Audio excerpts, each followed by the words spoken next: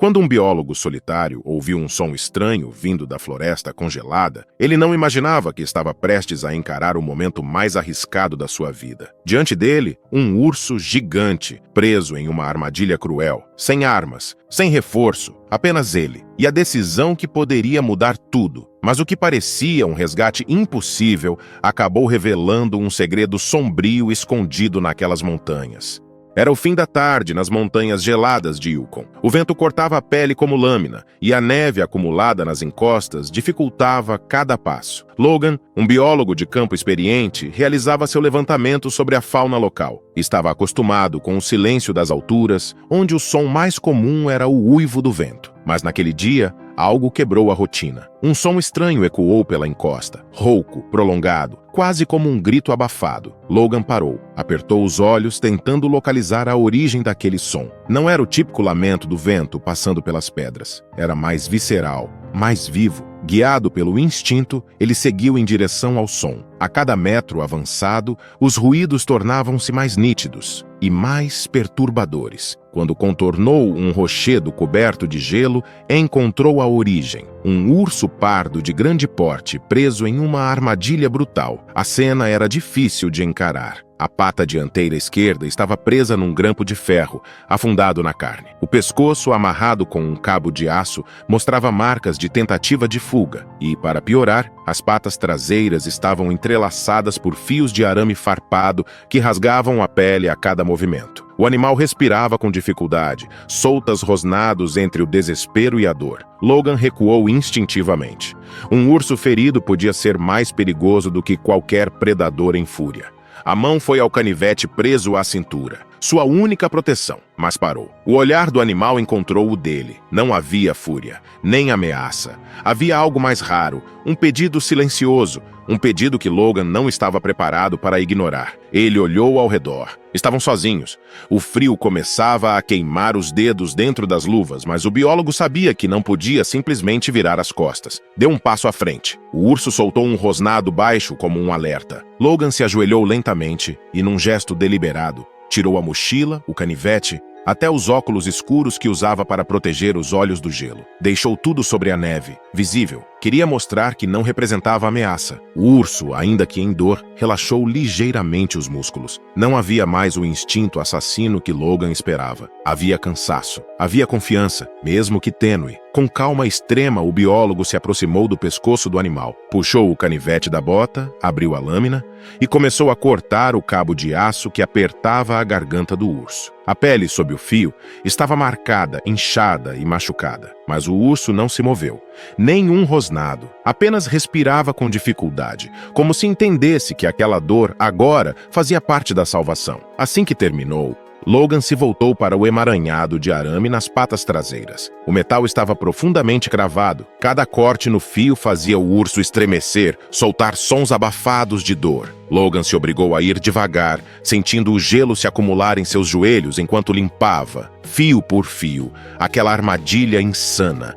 Restava apenas a armadilha de pressão que prendia a pata dianteira do urso. Logan sabia que aquele era o último obstáculo e o mais arriscado. Se libertasse o animal, ele estaria livre para fazer o que quisesse, inclusive atacá-lo. Um urso daquela força, mesmo ferido, era letal. Mas deixar o animal ali, sangrando e indefeso, também era uma sentença de morte. Ele respirou fundo, sentiu o ar frio queimar os pulmões. Confiar, não no instinto de sobrevivência, mas naquele olhar que desde o início não expressava ódio, apenas dor. Logan se posicionou ao lado da armadilha, suas mãos tremiam, não apenas pelo frio. Com um movimento rápido e preciso, forçou a trava do mecanismo. Um estalo metálico cortou o silêncio. A pressão cedeu. A pata do urso estava livre. Por alguns segundos, o mundo pareceu congelado. Nenhum som, nenhum movimento. O urso não se levantou, não rosnou, não atacou. Apenas permaneceu deitado, como se o corpo tivesse esquecido como reagir à liberdade. Logan deu alguns passos para trás, mantendo os olhos fixos no animal. Foi só então que percebeu. O urso estava pior do que imaginava. Seu corpo exibia cortes profundos, sangue coagulado, a pelagem suja de lama e pus. A luta para se soltar havia cobrado um preço alto. O biólogo se ajoelhou novamente, sentindo um peso crescer no peito. O ar parecia mais denso, mais difícil de respirar. Minutos depois, o urso tentou se mover. Com esforço visível, cambaleou por 2 ou 3 passos antes de desabar novamente sobre a neve. Logan se aproximou, abaixou o capuz e falou baixo, palavras sem sentido exato, mas carregadas de calma e presença. Ele sabia que não podia deixá-lo ali. Aquelas montanhas eram território de caçadores ilegais, e um urso ferido não duraria uma noite sequer. Sem perder tempo, pegou o rádio satelital e contatou o centro de reabilitação de fauna mais próximo. Falou rápido, objetivo, com o tom de quem sabia que o tempo era curto. A equipe chegou cerca de 40 minutos depois. Usavam roupas térmicas pesadas e carregavam tranquilizantes, macas e equipamentos de primeiros socorros. Após sedar o urso com cuidado, os especialistas fizeram os primeiros exames no local. A avaliação foi direta e sombria. O animal provavelmente estava preso há dias, sobrevivendo entre a dor e a fome. Os ferimentos estavam inflamados, as patas apresentavam sinais de infecção avançada. Se não agissem rápido, ele poderia perder o membro ou a vida. Com precisão e agilidade, a equipe o acomodou em uma estrutura improvisada e o transportou até o veículo de resgate. Logan foi junto. Sentado no banco traseiro, o olhar fixo no corpo adormecido do animal. Cerca de meia hora depois, chegaram ao centro veterinário especializado. Lá, veterinários e biólogos já aguardavam com os materiais prontos. Em silêncio, todos se moveram como uma engrenagem treinada. Anestesia, limpeza das feridas, aplicação de antibióticos, suturas. Logan observava à distância, aliviado por vê-lo finalmente fora de perigo. Mas a sensação durou pouco. Ao final do procedimento, um dos veterinários se aproximou e, com expressão séria, disse: "Ele não é o único. Já são 5 esta semana, e todas as armadilhas são iguais.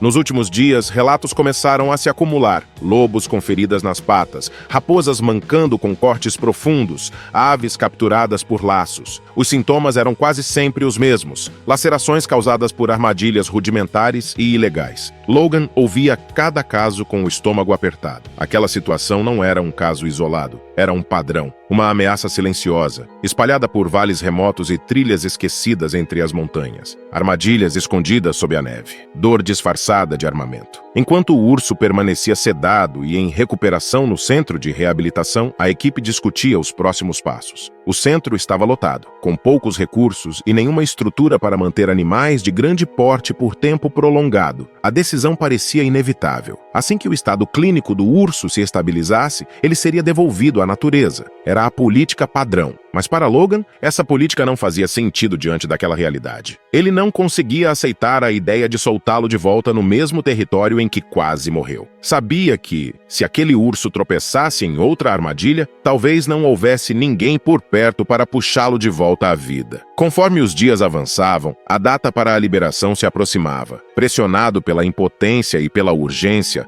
Logan tomou uma decisão: iria investigar por conta própria. Se conseguisse identificar quem estava por trás das armadilhas, talvez pudesse impedir que outras criaturas tivessem o mesmo destino. Usando as evidências reunidas pela equipe, fragmentos de metal, resíduos de corda, tipos de isca, procurou a polícia ambiental local.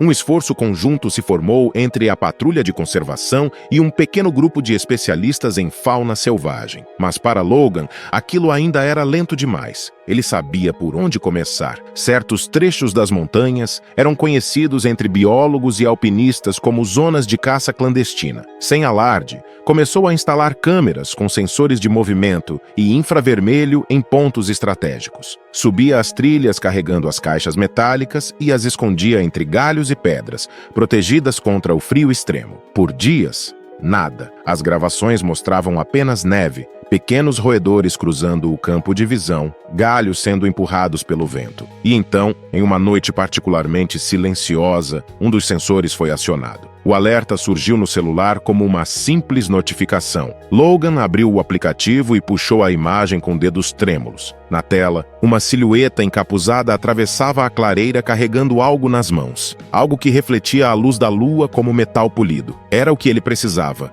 Num pulo, ele acendeu a lanterna de cabeça, vestiu o casaco térmico e saiu, com as mãos trêmulas e o coração batendo mais forte a cada passo. A temperatura do lado de fora era brutal. mas a adrenalina anulava qualquer sensação de frio. Cada som da noite parecia ampliado. O estalar de pedras sob suas botas, o farfalhar de arbustos secos empurrados pelo vento. O silêncio das montanhas era interrompido apenas pelo próprio ritmo apressado de sua respiração. Mas ele não hesitou. Seguiu em direção ao ponto de ativação, confiando no rastreador embutido no sensor. As pegadas na neve fresca o levaram até uma encosta isolada, longe das trilhas marcadas, um lugar que raramente recebia patrulha, perfeito para quem quisesse agir às escondidas. Foi então que tudo ficou estranho. O vento cessou, nenhum som ao redor, nem o arranhar das aves noturnas, nem o uivo distante dos lobos, apenas um silêncio absoluto. Diante dele, iluminada pela luz da lanterna, estava uma armadilha metálica recém-instalada. Os grampos brilhavam sob a luz, o cheiro de ferrugem e graxa era forte. Logan se abaixou para examiná-la, mas não teve tempo. Um estalo seco atrás dele quebrou o silêncio. Ele girou o corpo num reflexo,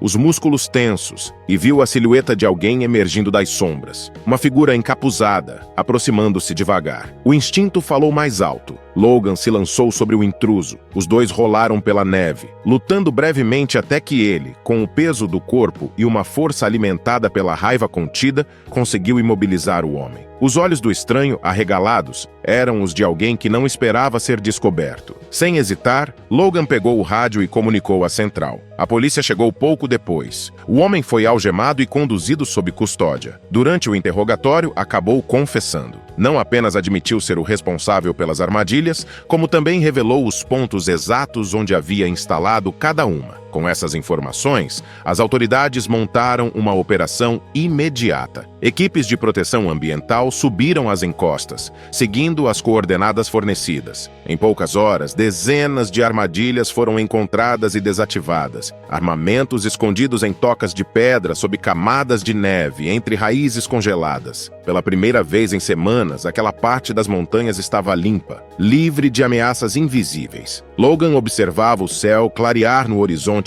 quando a última armadilha foi recolhida. O cansaço era imenso, mas também havia alívio. Um ciclo se encerrava ali, e outro, talvez mais difícil, estava apenas começando.